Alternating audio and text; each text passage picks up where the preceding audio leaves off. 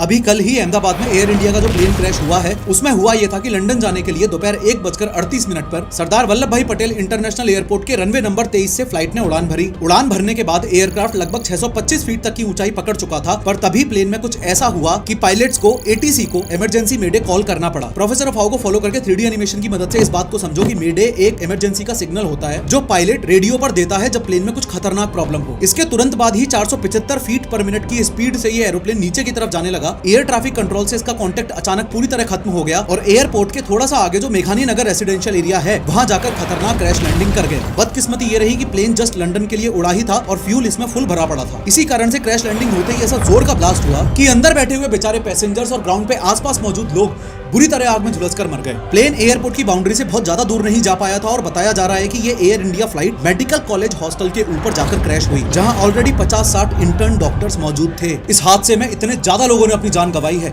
इन authorities के हमें दुख है वाले मैसेजेस के बहकावे में मत आना, प्रेशर बना के रखो, इन्हें जवाब देना पड़ेगा कि किसकी गलती थी।